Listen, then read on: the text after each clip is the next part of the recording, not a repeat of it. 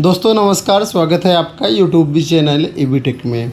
आज है 27 मई 2024 और जान लेते हैं आज की महत्वपूर्ण खबरें जो आज के प्रमुख समाचार पत्रों पर छाई हुई हैं और आप लोगों के लिए बहुत ही इम्पोर्टेंट हैं।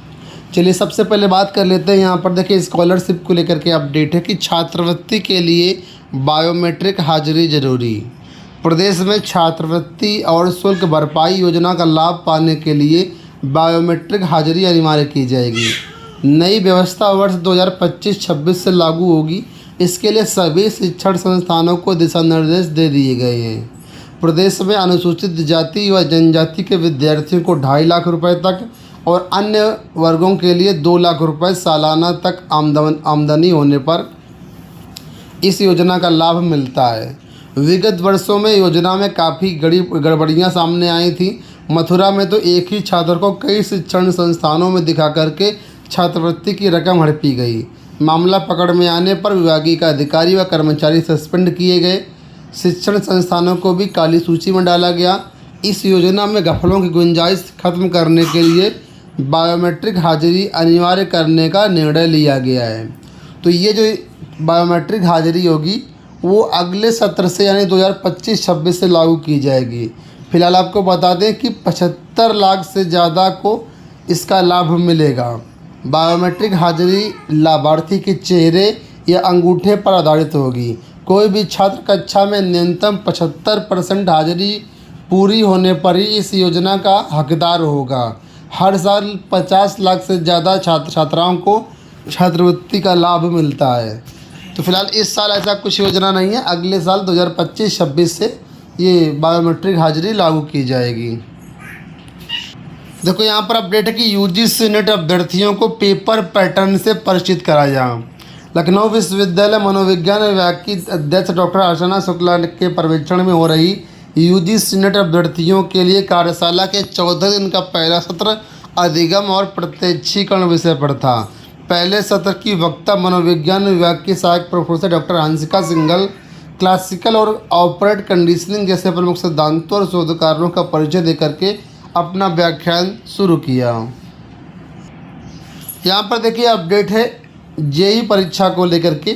यूपी बिहार के 16 जिलों में होगी जेई भर्ती परीक्षा। प्रयागराज से अपडेट है, बताया गया कर्मचारी चयन आयोग ने 3 भर्ती परीक्षाओं की तैयारियां तेज कर दी हैं। 5 जून से शुरू हो रही जूनियर इंजीनियर की भर्ती परीक्षा के लिए इस सप्ताह केंद्र तय करके प्रवेश पत्र जारी कर दिया जाएगा। एसएससी के मध्य क्षेत्र के अंतर्गत यूपी बिहार के 16 जिलों में ऑनलाइन परीक्षा करवाई जाएगी।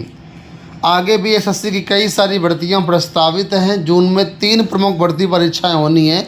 फिलहाल जूनियर इंजीनियर की जो भर्ती परीक्षा है वह 16 जिलों में करवाई जाएगी, यूपी और बिहार दोनों को मिला करके। 5, 6 और 7 जून को यह परीक्षा है। इस परीक्षा के लिए इसी सप्ताह एडमिट कार्ड आपके जारी होंगे। मतगणना के बाद शुरू हो रही 3 बड़ी भर्ती परीक्षाओं की तैयारियों में जुटा है एसएससी। आप सभी के लिए महत्वपूर्ण अपडेट देखिए कि झुलस रहा यूपी कल और तपेगा। 47.6 डिग्री के साथ झांसी सबसे गर्म, मंगलवार को पारा और चढ़ेगा। तो इस समय टेम्परेचर देखिए यूपी में हाईएस्ट टेम्परेचर कल का 47.6 डिग्री झांसी में रहा है। कानपुर में 46.4 रहा है। आगरा में 46.8 रहा है। तो ये कुछ यहाँ पर आपको शहरों के नाम मिलेंगे जो सर्वाधिक गर्म हैं। लखनऊ में सीजन का दूसरा सबसे ज़्यादा गर्म दिन कल रहा है। यहाँ पर देखिए अपडेट है कि शिक्षकों से लेकर के प्रधानाचार्यों तक का ब्यौरा तलब। प्रदेश के मेडिकल कॉलेजों पर लाखों रुपए का जुर्माना लगने के पीछे एक बड़ी वजह नियमित प्रधानाचार्य का ना होना भी है। ज़्यादातर कॉलेज कार्यवाहक प्रधानाचार्य के भरोसे चल रही हैं। कई कार्यवाहक प्रधानाचार्य ऐसे भी हैं जो इसकी योग्यता भी नहीं रखते हैं। ऐसे में आशंका है कि नेशनल मेडिकल काउंसिल इस पर भी सवाल उठा सकती है। ऐसे में अब सभी कॉलेजों का नया सिरे से ब्यौरा मांगा गया है। इसमें प्रधानाचार्य, शिक्षक सहित अन्य सभी खाली पदों और MBBS व MSMD की सीटों का भी ब्यौरा मांगा गया है।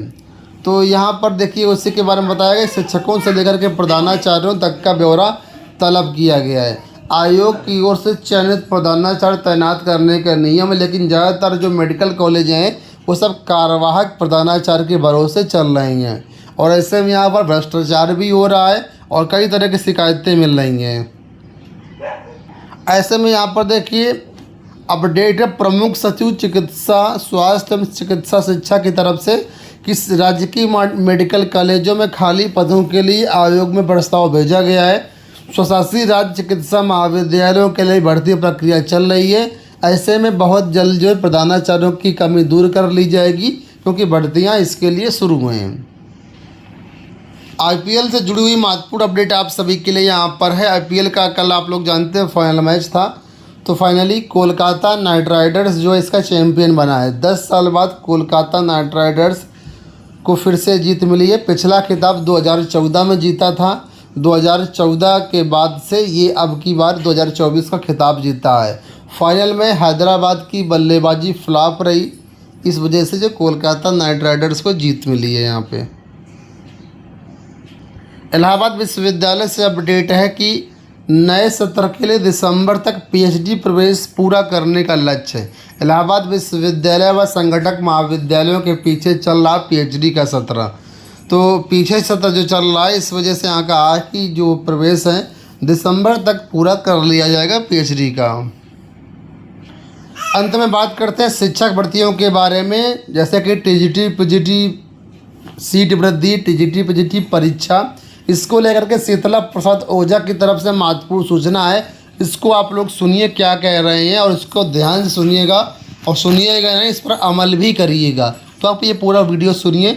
प्रदेश के तमाम नौजवान पीड़ित बेरोजगार भाइयों को शीतला प्रसाद ओझा का नमस्कार। आपके संज्ञान में लाना चाहता हूं कि 4 तारीख तक आचार संहिता है पूरे भारत में। आचार संहिता को देखते हुए बहुत जल्द मैदानी जंग का ऐलान होगा और आप उत्तर प्रदेश शिक्षा सेवा चयन आयोग में विज्ञापन वर्ष 2022 में सीट वृद्धि में के लिए और परीक्षा तिथि की घोषणा के लिए असिस्टेंट प्रोफेसर टीजीटी पीजीटी के नौजवान पीड़ित बेरोजगार भाइयों से यह बताना चाहता हूं कि एक बड़े आंदोलन का आगाज़ उत्तर प्रदेश शिक्षा सेवा चयन आयोग एलनगंज 23 प्रयागराज पर किया जाएगा। जिस दिन आंदोलन होगा मीडिया के माध्यम से आपको सूचना दे दी जाएगी।